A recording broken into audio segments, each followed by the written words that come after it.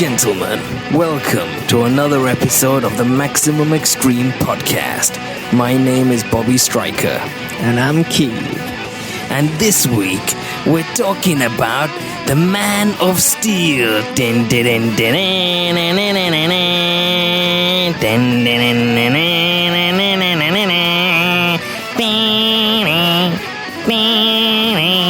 din, din, din, You were that close to doing the Star Wars theme tune. I know, it was bordering on Star Wars and Indiana Jones. Actually, I couldn't remember it for a while. Yeah. So what's up? Not much. I had to rush back from work for this podcast. Yeah, it's worth it. Left people dying. Not really. I don't want the NSA to hear this, so... What's the NSA? The National Security Agency. Haven't you heard? They've been spying on the whole world. So, like, all of our Skype calls and emails are, property to the Obama administration. That's fine. I've seen 24, so, I think that's quite okay. And I've also seen Olympus Has Fallen, so I know we're in good hands. if Mike Banning's around, yeah. So actually, quite a lot's happened since the last podcast. We've been and visited you guys in the UK. That was Jules's first trip, and it was a Maximum Extreme international excursion, and it was pretty cool. And we all met up, and we ate some food and did some stuff, and we went to Yao's wedding, and yeah. So where are they? Where is Yao? I'm guessing, I might be wrong, and he's not here to tell us otherwise, but I'm guessing he's probably going through the divorce papers at the moment. It's either that or one word will sum it up, or sound. That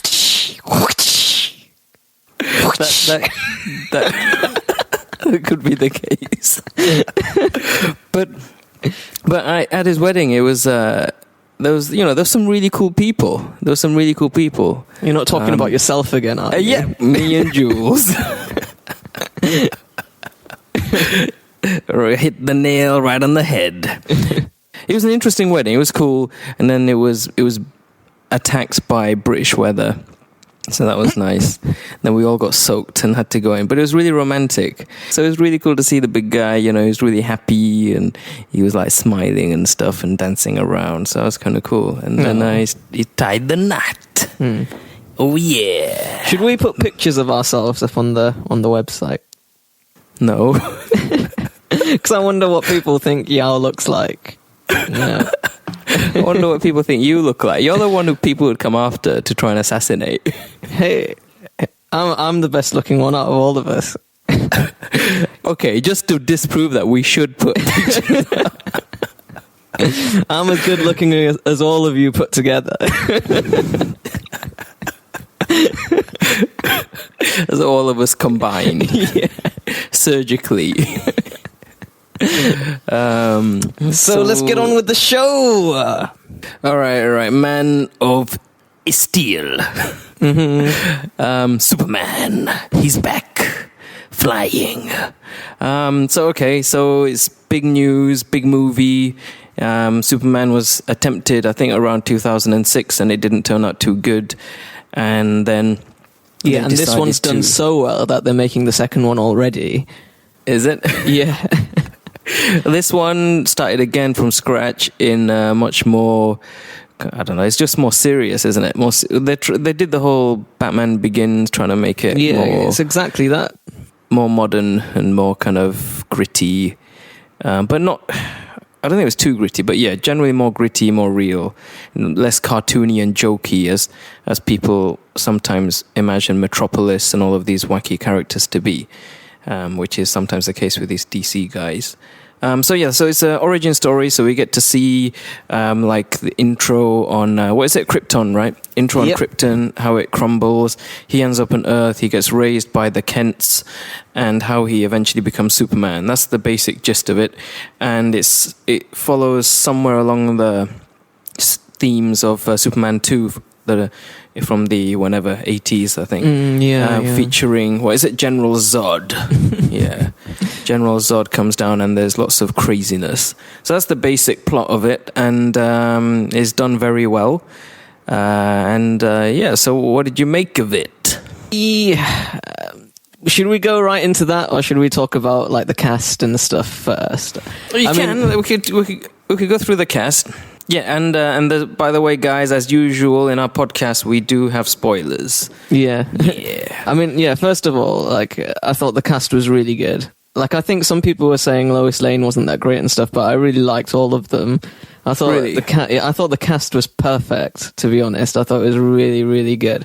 And the guy who plays Superman as well, I mean, yeah, that was awesome.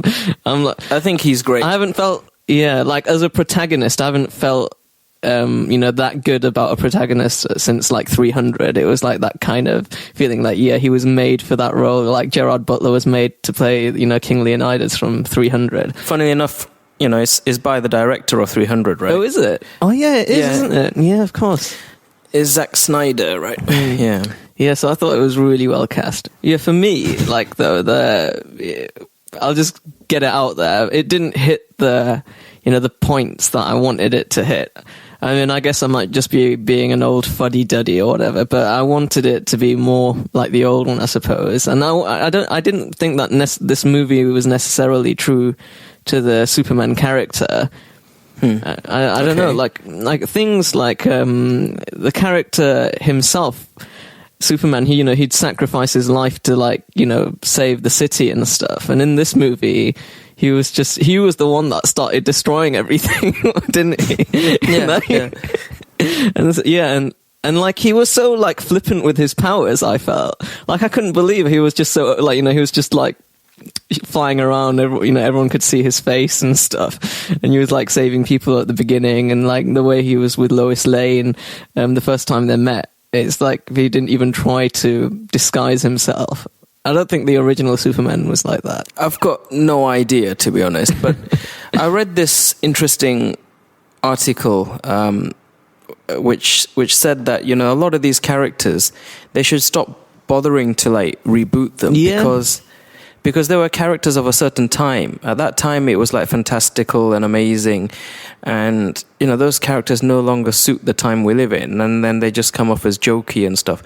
And that's why they've tried to reinvent it. But then in doing so, like you said, maybe they've lost some of the essence of what the real character was originally. Yeah, because as you know, I went to see it with my parents, and they were the ones that. How are the folks? Yeah, they're good, and they were the ones that said that when we watched it when we were little, they really enjoyed the old ones because it was like you could watch it with your family. It was like the kind of Indiana Jones, Back to the Future type of film where you could watch it with everyone.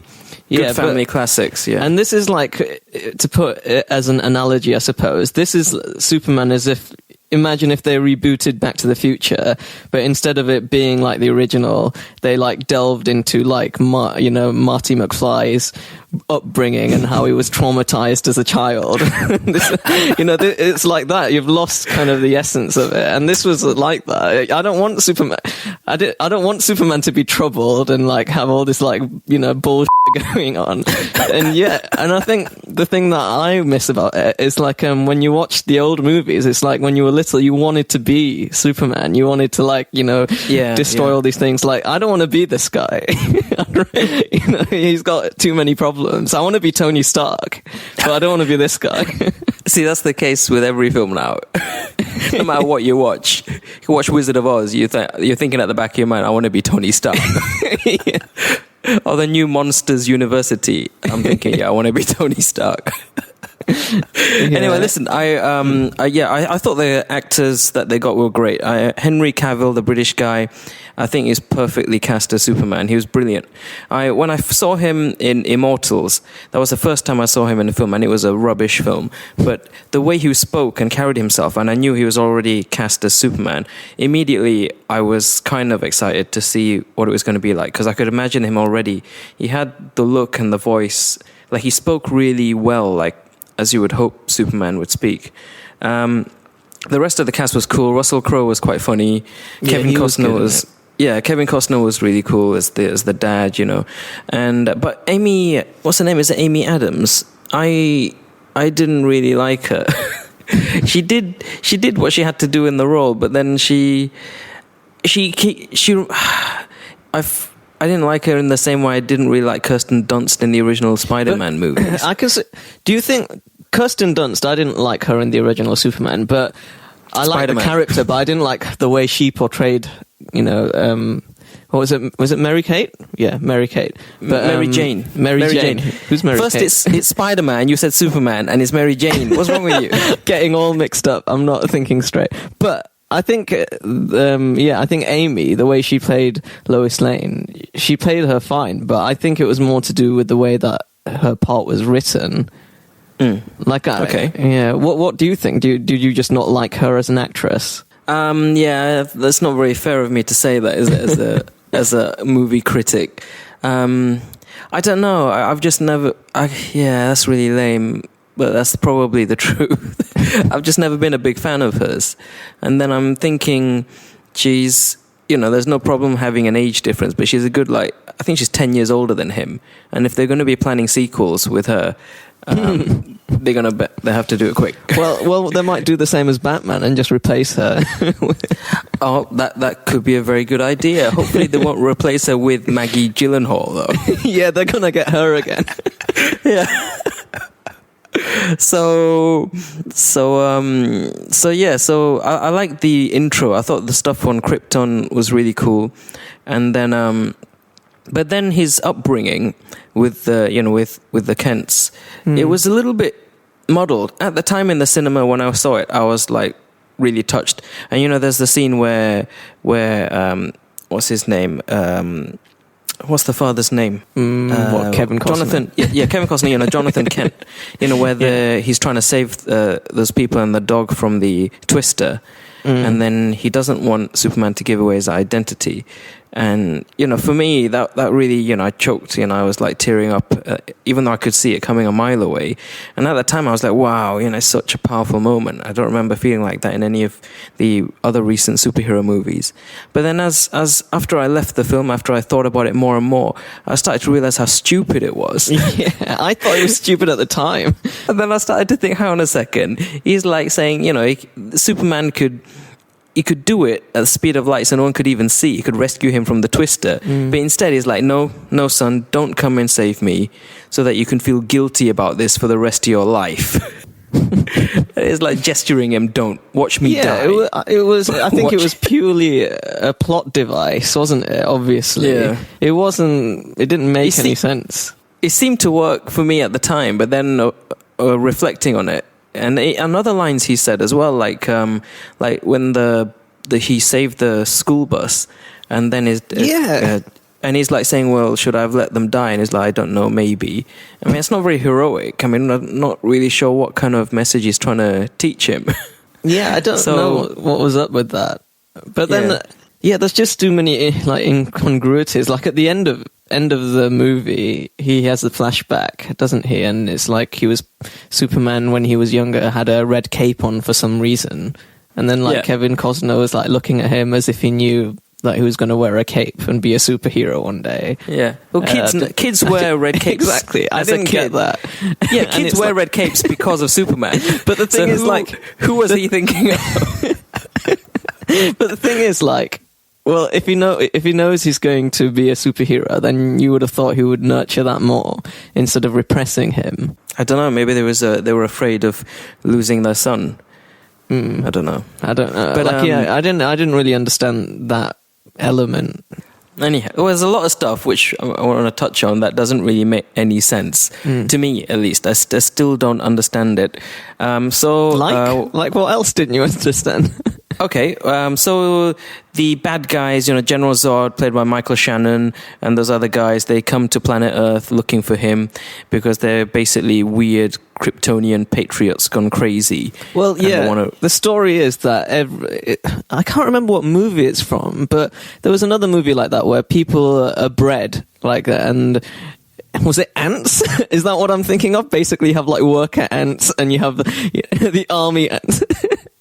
No, because this is how it went in Ants. Basically, you were born and then you would die. You were told what you had a predetermined destiny. So you will be a warrior or you will be this. And that's what Krypton was about. They stopped natural reproduction and they had artificial reproduction. And then everyone who was made artificially had a predetermined fate. So the people, like General Zod, he was born to be a warrior. And despite that, Russell Crowe like kicked the crap out of him at the beginning. Exactly. As a scientist.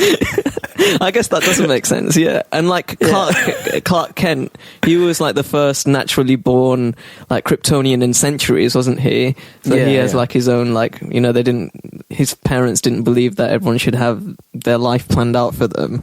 Yeah. So they end up on Earth and then see the whole powers. That's what I didn't understand, the powers. So on Earth, I don't know, growing up on Earth and the environment on Earth, he becomes really strong, right? Yeah, because of the sun, isn't it? I think Superman gets all his powers from the sun or something. From the sun. Yeah, and then, but it has to, it's like certain rays. I think certain like rays, like I think it's like a red star or something like that actually weakens him. But so our apparently type of sun, a yellow star makes him strong. Yeah. A red star weakens him and a blue star makes him even more powerful or something. Yeah, something like that, yeah. But isn't a red and yellow in more of a similar in the spectrum? same kind of spectrum?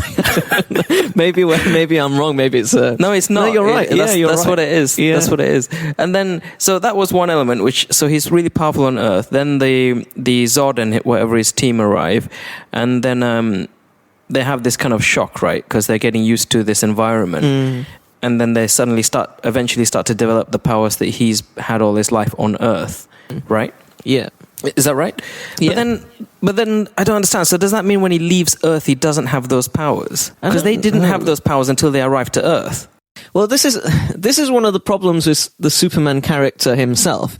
The fact is that his powers and what he can do, they've just changed throughout his lifetime. I'm meaning from when he was first conceived.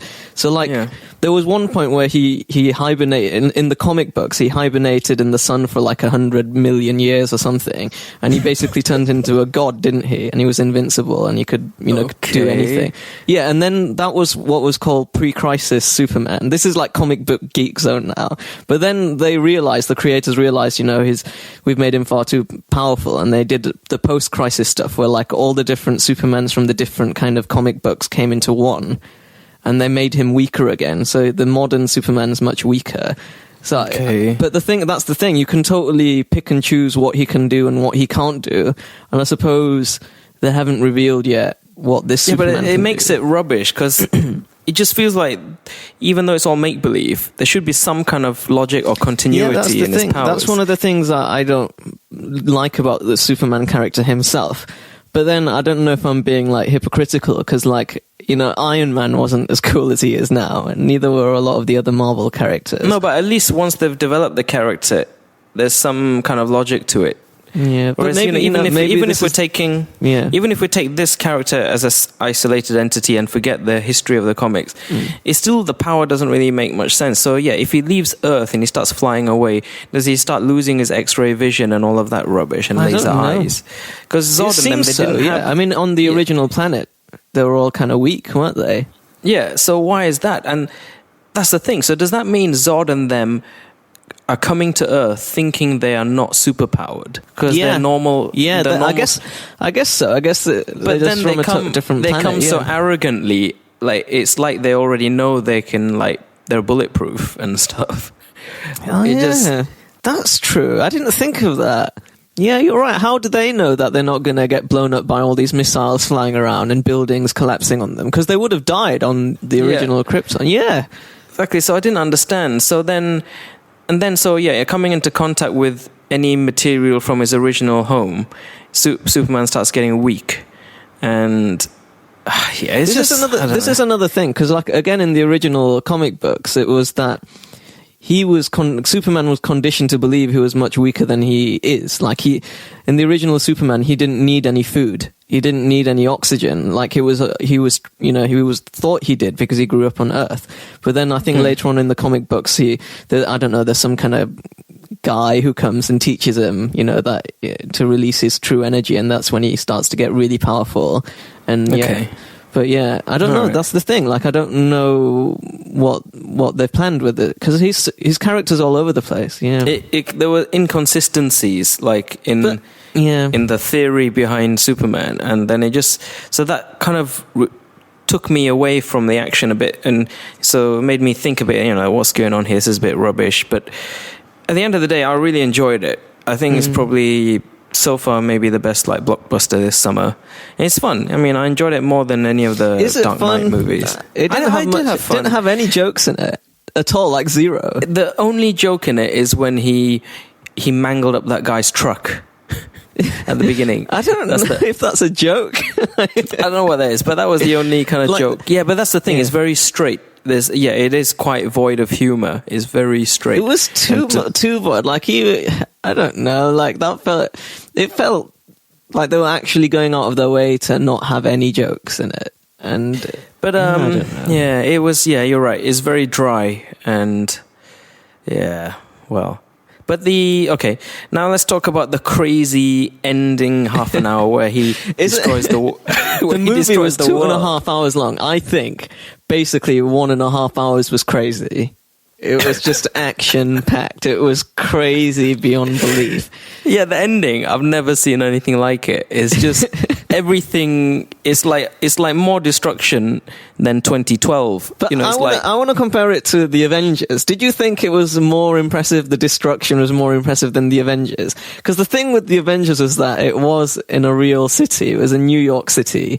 This one was like in kind of a made-up place, wasn't it? Metropolis. So I actually found the destruction. Isn't Metropolis supposed to be New York? Is it? Yeah, Metropolis is, I think, meant to be New York. So it's just New York then, is it? I don't know. I think essentially. I think I didn't see any of the landmarks though. Like, I didn't see like the Statue of Liberties or anything like that. But I don't understand how that can ever go on with the level of destruction that takes place. The whole city is completely devastated, and this I enjoyed watching the crazy level of destruction, which has never been done before to this kind of scale. But it had me thinking, like, how many people must have died? Like, millions of people. It was horrible. I was thinking would have died. I think a lot of people were thinking that. And I was thinking, like, this is Superman. His first instinct would be to kind of take the fight to somewhere unpopulated? Exactly. Right? Like the place where the other beam thing was, the other gravitational field thing was. Like, come on. There's nothing going on there. Some dude fishing. It's like, I can't even describe how extreme the destruction is at the end of it. It's just unlike anything anyone's ever done before. It's just crazy. I can't say crazy enough, but it's just crazy. So by the end of it, I would have thought it would have been like, I keep seeing parallels to Transformers. I don't know if you've seen the Dark Side of the Moon or whatever. I've only seen the first one. So basically, I reckon after all the destruction, after all those millions of people have died, all the humans in the world are going to point their fingers at Superman, because he was the reason the aliens came to Earth in the first place. So I doubt they'd be welcoming him, to stay on the planet. They'd probably want him to leave and banish him, just like they did. That's why I said there were similarities to that Transformers Dark Side of the Moon or whatever, where they wanted the Autobots to leave because all the Decepticons were there attacking because of them. So it'd be something like that. They wouldn't embrace him as a hero. They'd be like, you've destroyed half our planet. It's all gone because of you, so please leave. So yeah, that's what I thought. Yeah, that's the thing. That's not Superman to me. I couldn't believe it. And like in the original, whenever he damaged something, he'd go and fix it. Oh, is it? Yeah. Yeah, like here, he's just like letting things, he's like purposefully destroying stuff. I couldn't believe it. I think it's just that they wanted to destroy things in the movie. Yeah, like, here's $200 million. Go blow up some shit. And everything just crumbled. Everything they touched just crumbled. But another thing, again, it comes down to the powers. Like, he can move faster than speed of light and do silly things, right? So he's got crazy Well, that's reflexes. what it was in the comics. Here it wasn't as fast as that, was it? I don't understand. Yeah, I don't know how fast it was here. Like it looked like it was just a bit faster than the speed of sound. Sorry, because I don't know. I didn't understand. Like, if he's so fast, right, and he's so strong, like when he's punched, why can't he just stop his momentum like almost immediately instead of going through 10 buildings? Why does he have to go through 10 buildings before he stops himself going through another 10 buildings? Do you know what I mean? Like his momentum, after being punched, destroys so much. Why couldn't he just like move a few meters and just control himself and then fight back? And I don't know. Yeah. That's the thing as well. Like, I didn't like how the fight ended. You mean how he killed General Zod? Because it was like a puny little move. After all of that, they were flying through, the air, and like he was punching him through buildings, and they weren't bruised or anything after all of that. And then at the end, it's just like he kills him. I don't think he wanted to kill him, though. Isn't that the whole gist of it? That's why he screamed when he killed him. He basically killed the last of his race, didn't he? Well, according to this movie, he's got the DNA of every Kryptonian to be born in him. So he could, if he wants to repopulate the Earth with more of him, I suppose. So you mean continue General Zod's mission? Yeah, if he wanted to. Yeah. So what? Yeah. Yeah. What did our parents think of it? They didn't. They liked it. They really liked the action, and I think that's what that's probably the strong point of the movie, is that it's just action packed to the maximum extreme. It's crazy, but yeah, they didn't like the fact that it wasn't like a family movie. I wanted it to be more like a family movie because I wanted it to be like Indiana Jones and stuff like that again. And they didn't like that there wasn't any humor, and they didn't. Yeah, they didn't like. I guess it's going to happen in the next ones, but they kind of missed, how he was a reporter and everything. It was kind of like a cheeky little thing. I was hoping that maybe they'd done away with that, to be honest, because it's just the icing on the stupidity cake. The whole wearing glasses and people not recognizing him. Everyone knows what he looks like. I don't get it anymore. And that's why he walked into the news company. And didn't anyone apart from Lois Lane recognize him? It didn't make sense. Yeah, exactly. That's what I mean. Only Lois Lane recognized him. So and they saw her kiss him. It doesn't make any sense. So I was hoping they would have got rid of that, because it's just stupid. And it's another silly thing that DC always does. And how did he get that job? How did he get that? He's been a drifter for all his life. Isn't it because I remember in the Donner films, the 78 movies, because no one can... what's his face? The reporter... what's the name of the main reporter guy? Not Lawrence Fishburne's character. Oh, yeah. I don't know. Yeah, but Lawrence Fishburne. Yeah, so Lawrence Fishburne in the original. Lawrence Fishburne is the boss, basically. Yeah, the boss of the Daily Bugle or whatever. Was it the Daily Bugle? No, that's Spider-Man. I think this is the Daily Planet. Daily Planet. Fool. Yeah, the Daily Planet. So I remember once there was a line like they hired him because he'd never seen anyone type as fast. Yeah. Okay, so they were impressed. I guess things are a bit more competitive in today's job market. So it was a pretty crazy film. Lots of things got destroyed. So who'd win in a fight, Superman or the Hulk? I don't know. Because I don't know what they've done with the character. I don't know how powerful he is. Maybe because they are making. I think they are going to make a trilogy. So it might turn out that he's going to slowly discover more of his powers, and he will become a god. Which is what people kept on saying in the movie, and I didn't really like that idea, like that he was going to lead mankind, like we're some kind of inferior kind of, worm-like creatures that need leading, and they've all blown themselves up already. So I don't know what the message was. Died. They've already killed themselves. Yeah, with the arrogance of not listening to their main scientist. Yeah, but yeah. What did you say? Who'd win in a fight, him or the Hulk? Yeah. I don't know. Yeah. So rating out of 5, what would you give it? I don't know. I feel bad, but I feel like it deserves a 3.5 out of 5. Okay, it's not bad. I think it is. The next ones could be even better. And I wasn't. There were a few elements that I really didn't like. But I think it's a really good movie. Everyone should see it. And I really appreciate how much work must have gone into that. And the writing is good, but could have been better. I gave it a 4 on the site because I did like it. I was surprised. I did like it. But as time goes on, you start to appreciate that it doesn't quite have that return and replay value as something like The Avengers.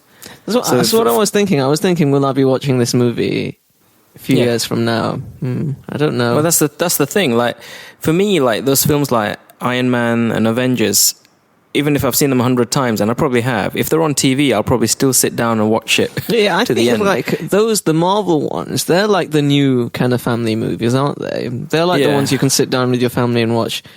And like, I think DC have created this niche for themselves. I don't know if it's a good one or not. Oh, it depends, because they might, outgrow it. There's only so much you can do with such a small niche. This kind of, and if they're talking about bringing, and if they're going to be doing the whole Justice League thing, and if it's all going to be like this, then it might be a bit too much. It might be too much of the same thing. So they're planning what? A new actor as Batman with this actor as Superman. Is that true? I thought it was, if this movie does well, they might be able to get Christian Bale. So I don't know. No, the producers have gone on the record to say that it won't be Christian Bale. That's rubbish. That's part of the fun, isn't it? They said, they want to leave it as a separate entity. The trilogy that Nolan created. So they're going to recreate another Batman to fit into this universe with this Superman, yeah. Yeah. I wonder what Batman was thinking as all this stuff was going down. He's probably hiding in his bat cave, right? Exactly. What's he going to do? Pooping his pants while a bunch of geeks He's like, online better make another belt. Yeah, well, all the geeks online will be saying, no, with enough time, he can defeat all of them. That's what, apparently, whatever. That's what was in the comics. See, this is what I mean. It's so inconsistent. What's he going to do? Yeah, maybe that's a thing, like what that Marvel got right. It could have. I think probably the Marvel characters are just as inconsistent as the DC if you look at things like objectively. But for the movies themselves, they're really consistent, and that's why you were looking forward to everyone being together in the Avengers and see how it all works out. Here, if they're going to start changing actors and and Lois Lane's and Christian Bale's girlfriend and all of that, every time there's a new cast, I don't know how it's going to work. Maybe there'll be a different actor as Superman in each film. Hey, I wanted to say something. You know how, like, when we watched Iron Man, when you see him, like, fly and stuff for the first time and he's, like, breaks the sound barrier, you see it, and again, like how we felt when we saw Superman as a kid, you see it, and it makes you want to fly again. Whereas seeing him fly in this, I didn't get that feeling. Like, I don't know. I felt the same way. So many of the scenes, I just felt it wasn't framed properly. Like, it was either too close, so you couldn't get a full kind of view of him flying, or it was so far away, it was like this little dot flying around through canyons. I've heard a few people say that. Like, the camera's too shaky and stuff. Yeah, it was either too close or too far away. Like, some of the action scenes, you see these little dots flying around and buildings collapsing. That allows you to see the scale of destruction, but it doesn't allow you to really see the characters that much. So when he was flying, I never thought, wow, he looks like so much fun. I wish I could fly like that.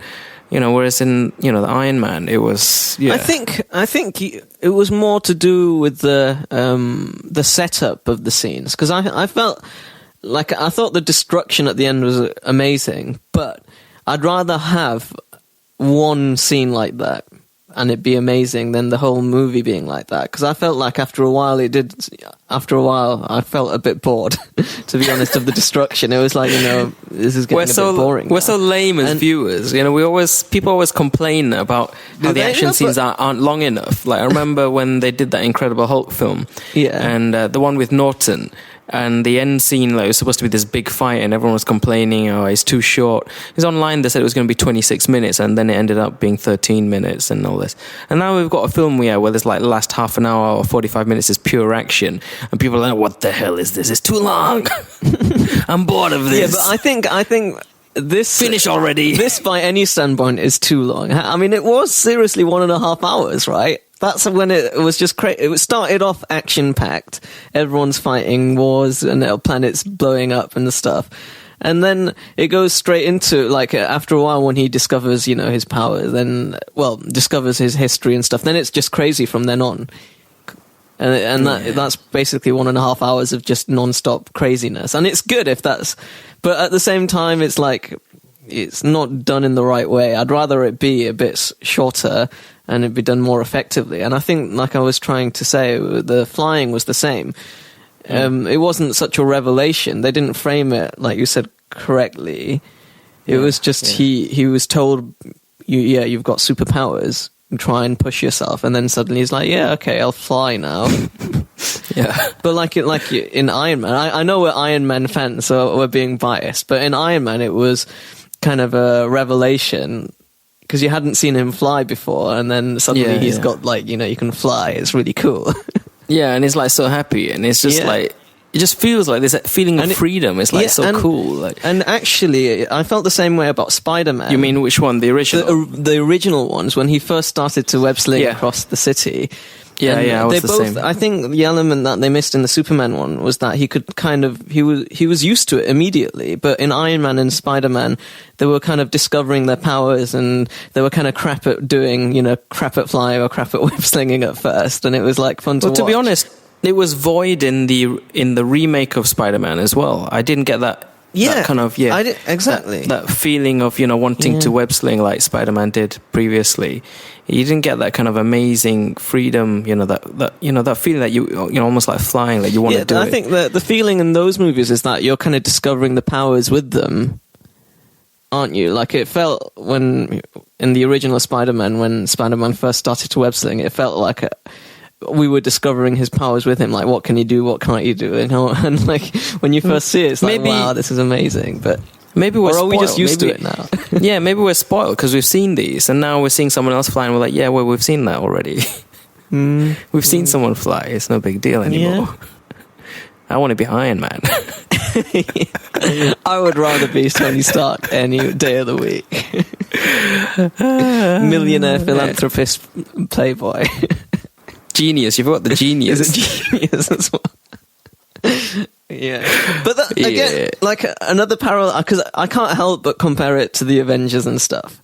But even the ending in the Avengers was so epic. Like, can you remember the way it finished, where Tony Stark has a nuclear weapon and he flies into a black hole? Yeah, it's so cool. And he releases the bomb onto some alien spaceship. Here, it was so lame compared to that. Come on. Yeah, and then the Hulk catching him in his mid-fall and everything, and it was just so it was so comic book. It was just so right. It was just so good. It was just I might watch it after we finish this podcast.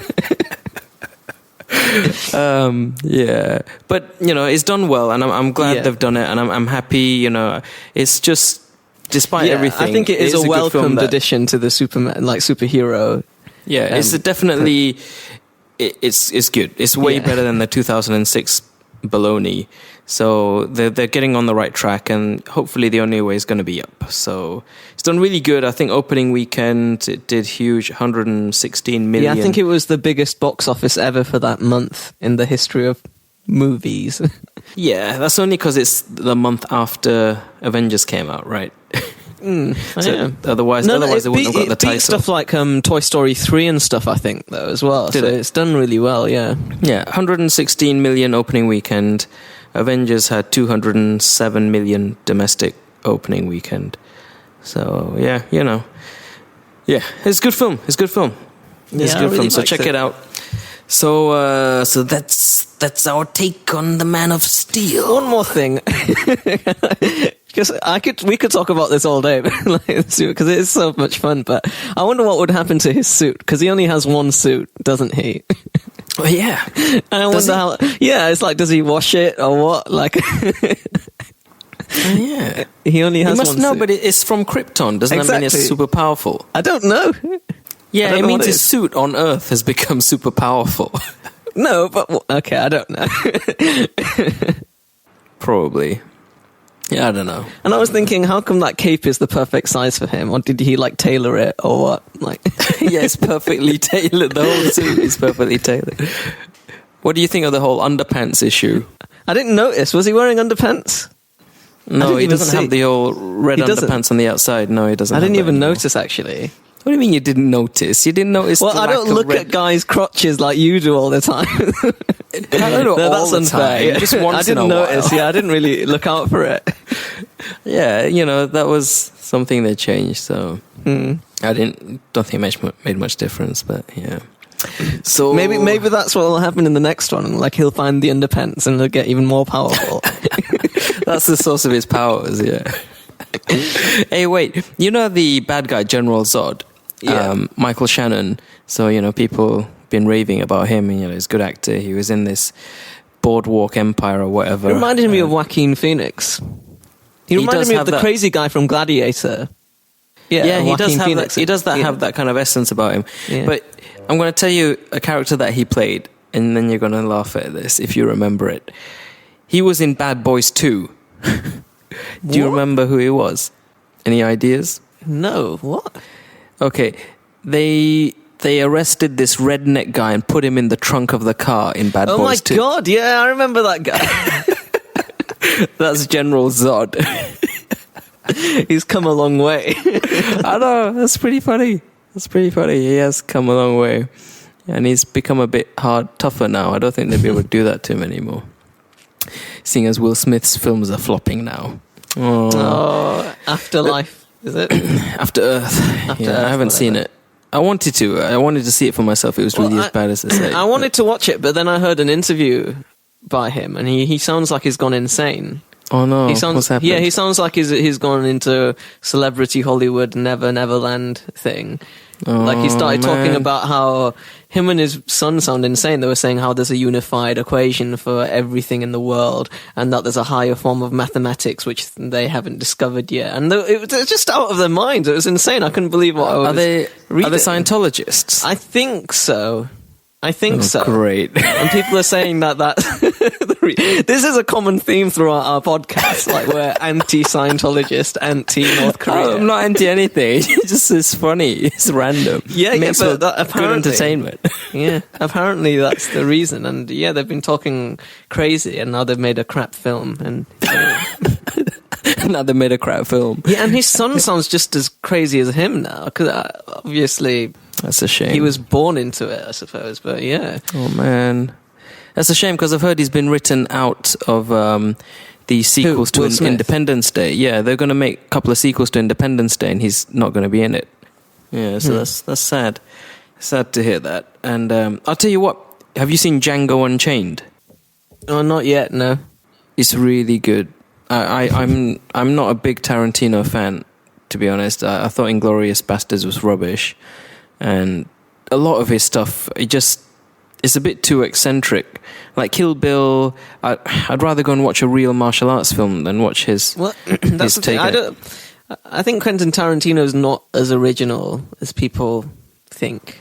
He may be to those who are uninitiated in international cinema. Yeah, it's like what Einstein said. The key to originality is being able to cover up your sources, and I think people just didn't realize that there's loads of movies that he's loads just of great ripped off. movies. Yeah. But Django Unchained is great, and I'm not sure what he's ripped off, if anything, but I suspect he hasn't ripped off anything, and this is something he's really made, and it's really good, and I was really surprised, and it left me.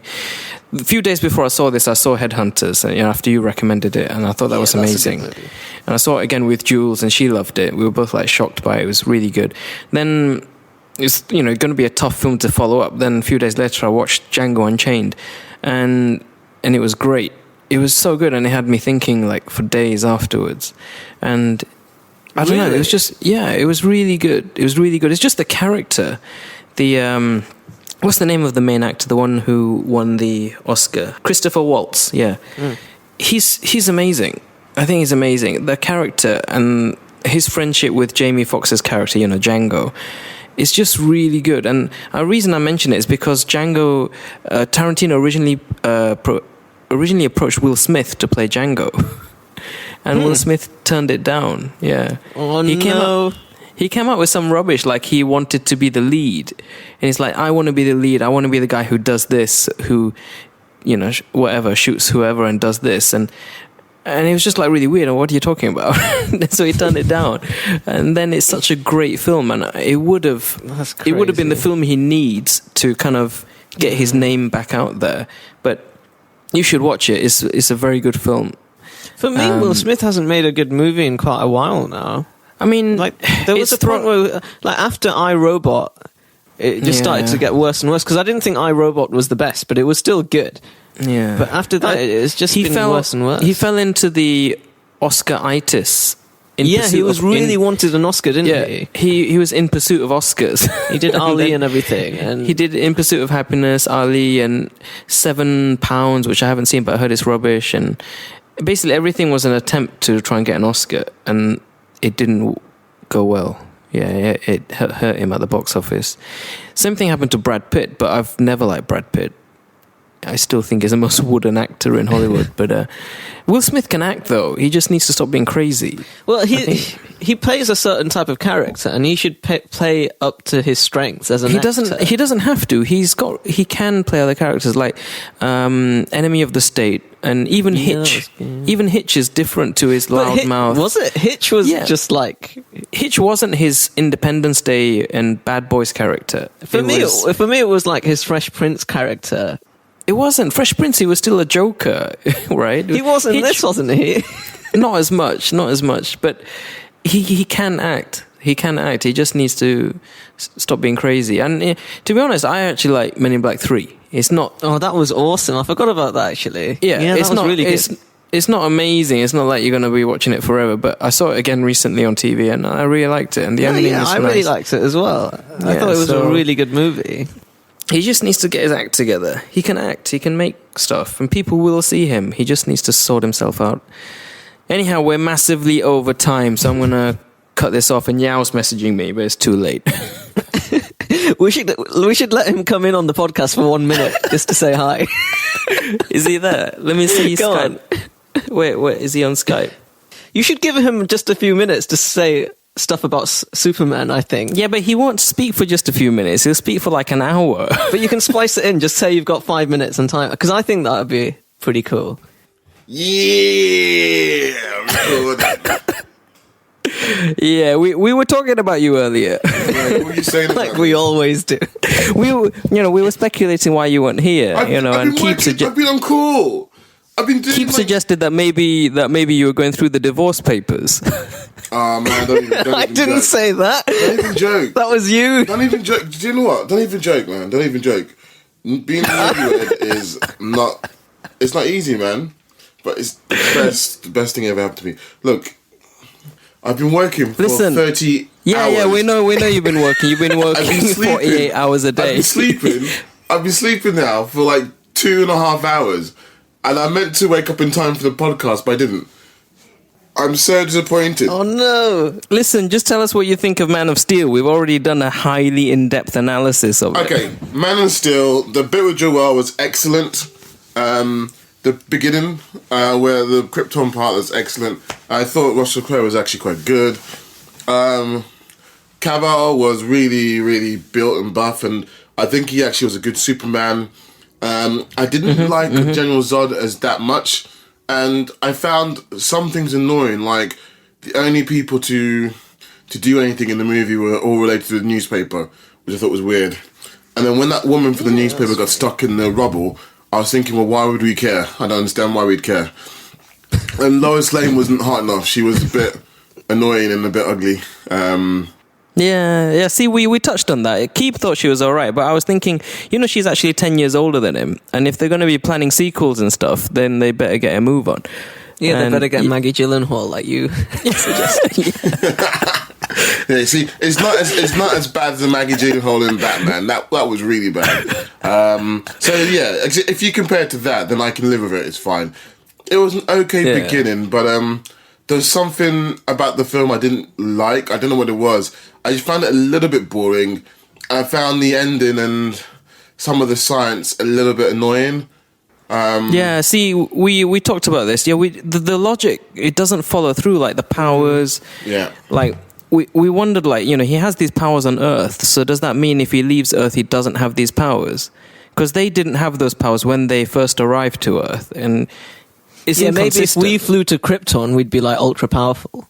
Yeah. According to them. Because they tried to say it wasn't the sun, it was the atmosphere. It was the atmosphere. And when the other guys first came, they were on their own atmosphere, so it didn't change anything. And when they came to Earth and took off their masks, then the atmosphere made them stronger, which is a bit weird. I think that's So does that? Yeah. So does that mean if he leaves Earth, he loses his powers? that's what that suggests. I loved See, the whole. Yeah, they did actually say. It doesn't make sense. Yeah, his father, well, his biological father, he said that you're stronger here because there's more oxygen. That we're closer Did he to say the that? sun or something. Yeah, he said. Yeah, he said. He that, said something about the harsh. Right? Was it the harsher? The harsher. Krypton's got a really harsh atmosphere, so the Earth atmosphere is less harsh, so they're stronger. That didn't make sense. I know the Superman science from before it was very simplistic. Red sun or yellow sun. Yeah. Yellow sun makes you strong. But I bought it. And Superman's body is supposed to be like a battery. So the rays from yellow sun he absorbs and that makes him super strong. That's what's supposed to happen. I don't know. So they tried to, I don't know. The kryptonite thing never made any sense. So they I guess this was their way of trying to make it a bit more, I don't know, it still doesn't work. Yeah, is that what? Because is that what? You're right. I think that's probably a setup for the next one, where he is exposed to krypton, and because he's not been exposed to it before, he has like an allergic reaction. And So didn't you like it then, Yo? Did you like it or I thought not? it was okay, but I didn't love it. I thought it was an okay film. I think there was something really bothered me. Yeah, this whole codex. Or the genetic material for Kryptonians and making them from scratch. The way he destroyed those pods to make more Kryptonians, I thought he did that too easily. I don't know. It's just the setup of the science I didn't like in this movie. It's something that just rung a bit rushed and a bit, they had so much time to make this film. They've had so many chances to do a Superman reboot. It could have been better.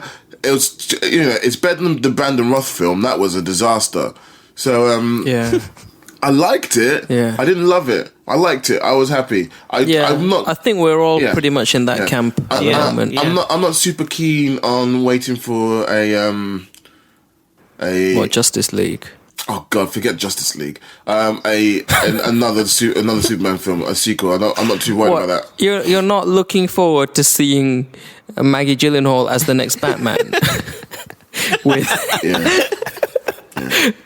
with another Superman. Yeah. But what other films did you guys watch recently? I've watched one or two. I can't remember now. I can't remember. I've seen a few. I can't remember. Oh God! Iron Man 3. Oh yeah, Iron Man 3, amazing. yeah. Not the best Iron Man movie. I don't think it's the best. One's the best. I don't know. I saw the second one again recently, and I loved it. And I loved the third one as well. It's good, isn't it? I don't know actually. To be honest, maybe the second one's better. I think it goes in order 1, 2, 3 because I wasn't sure because when I watched the third Iron Man 3, I agree with Keeb. I thought that Iron Man 2 Iron Man 2 wasn't as good. It was just a setup for Avengers. And then I watched Iron Man 2 again. I was like, nope, Iron Man 2 was actually really good. And it was a setup for Avengers. I think you're right. Actually, the best Iron Man films are number 1, Iron Man. Number 2, Avengers. Number 3, Iron Man 2. And number 4, Iron Man 3, not far behind Iron Man 2. I love the way that he became a detective halfway through the movie. Like he didn't use his suit much. I kind of enjoyed that. I loved how much of a douche Tony Stark is. Yeah, I loved it. I agree with you. Like I loved it because it was. I didn't expect it to be as funny as it was. Yeah, and it was really funny. Yeah, so it's good, man. Hey, I'm glad you managed to jump in at the end. It's good. Yeah, I can't believe you skanked me, man. Yeah, man, we skanked you hard. We were bitching about you, saying all kinds of stuff. Wait till you hear it. Dude, I've been sleeping. I'm so upset. Anyhow, listen, guys, I'm going to wrap it up. This podcast has gone on for about an hour now. So, over an hour. Thanks for joining us. I'm going to try and splice you in here and there or do something. You're just going to cut me, aren't you? You're just going to be like, I'm not going to cut you. You're going to be like, you know what? I'm too tired. That's it. Done. I think I might leave it like this because it's quite funny how you came in at the end and we had this debate about whether to let you on or not. Wow. Oh man, we were just about to finish, man. It's really late. I want to go to sleep. Wow. So that's good to know, man. Good to know.